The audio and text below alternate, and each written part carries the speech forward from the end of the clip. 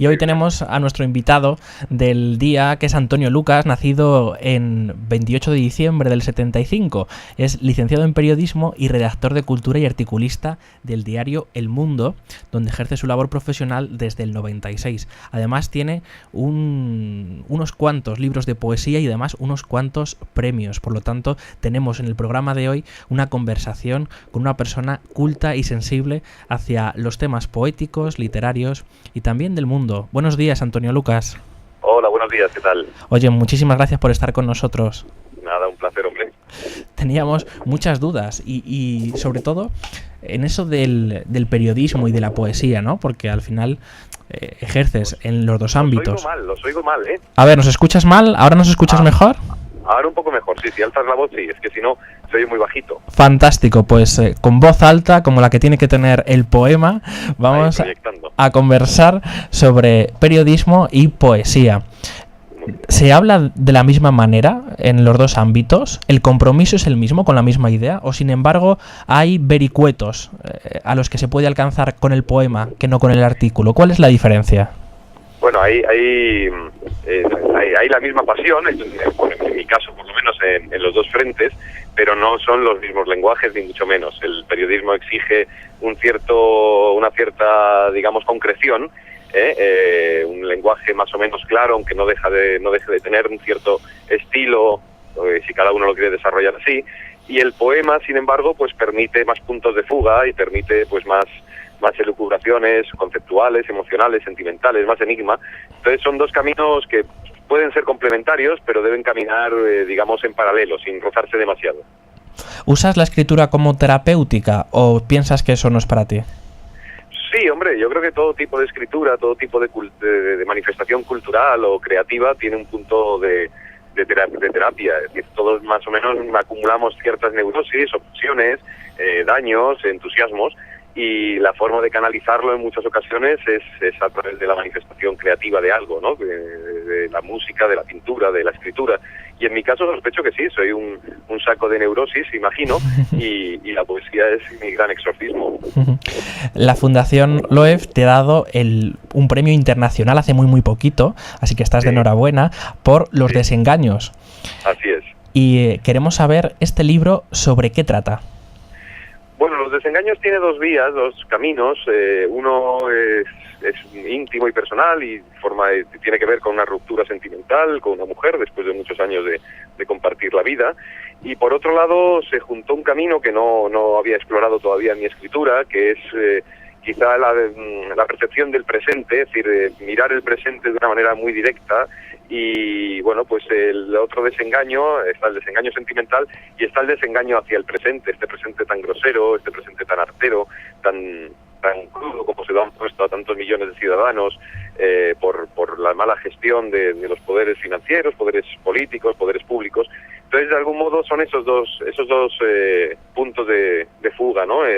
Lo emocional y la mirada del ciudadano que se siente muy desafecto con el presente que le ha tocado vivir o que le han impuesto. Después de haber otorgado este galardón, ¿eres el mismo antes y después del premio? ¿Hace mella el premio en uno mismo o le sirve como incentivo para continuar?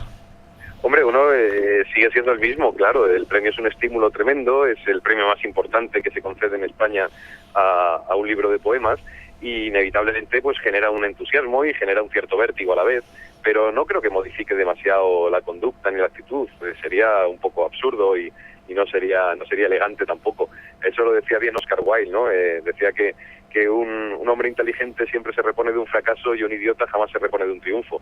Me gustaría estar en la primera parte de la máxima. Antonio, ¿cómo llegaste a la poesía? Todos sabemos que al periodismo uno puede llegar por carrera, sin embargo, lo poético tiene otros caminos. ¿Cuál fue el tuyo?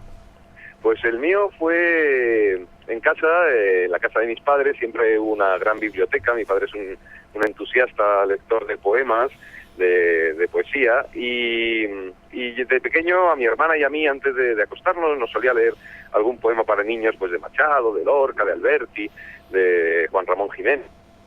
Yo imagino que creó un sedimento y creó un cierto pozo que yo fui olvidando con el tiempo. Tuve una infancia normal de niño gamberrete y sin embargo a los 14 o 15 años a los 14 más bien, recuperé aquella curiosidad por aquellos poemas que nos leí de pequeñitos en casa y empecé a copiar los poemas de los poetas que me gustaban, a hacer el ejercicio de caligráfico casi de copiarlos, hasta que un día, me di cuenta de que estaba haciendo poemas por mí mismo, es decir, que aquellos versos que tanto me fascinaban de crío, yo los había metabolizado y lo que se había convertido en copiarlos para dárselos a mis amigos o a mis amigas, pues empecé a crear artefactos verbales por mí mismo y desde entonces pues encontré ese espacio donde uno se explica mejor que en lo cotidiano y ese territorio donde dices esas cosas que de otro modo no se pueden decir, que es lo que ofrece, entre otras muchas cosas, la poesía.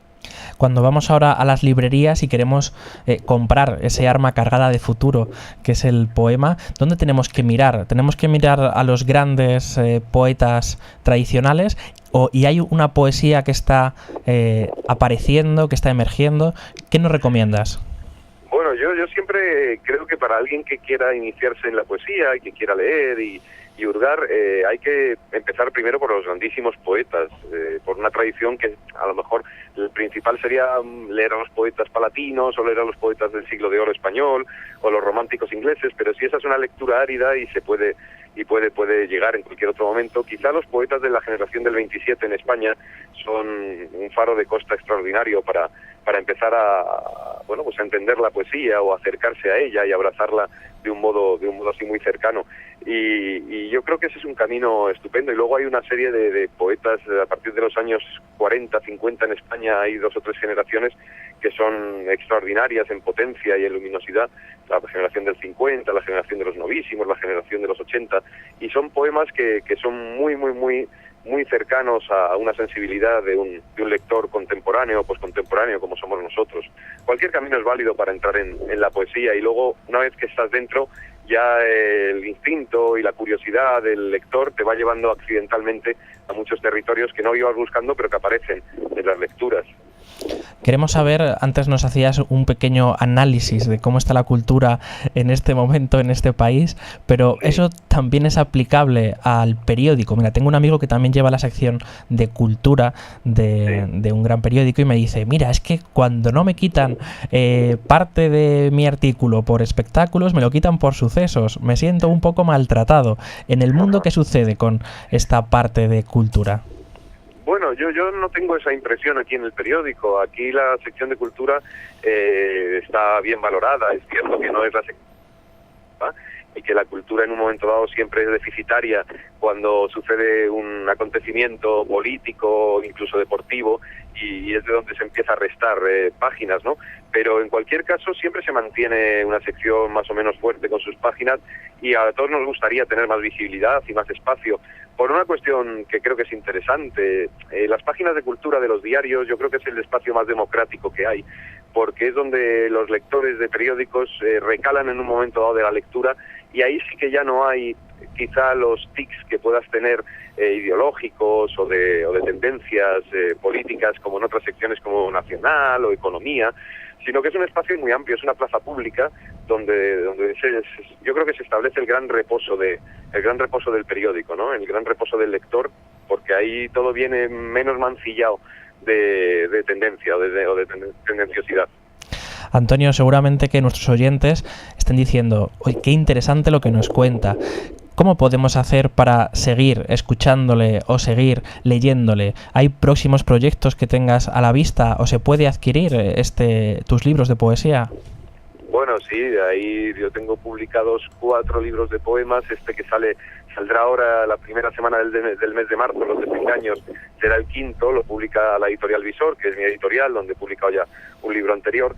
Y sí, es fácil, yo creo que, no voy mirando por las librerías mis libros, pero por los amigos que me dicen o la gente que es tan amable y te encuentras algún día y te cuenta que lo encontró en tal sitio, tal otro, suele estar en todas las librerías, ahí es fácil. Y luego leerme en el periódico es más fácil aún, porque casi todos los días tengo alguna pieza y los martes tengo la columna de opinión del Mundo y los domingos tengo otra columna de opinión en el Mundo también, así que más o menos es fácil seguirme la pista, no me puedo fugar fácilmente del país.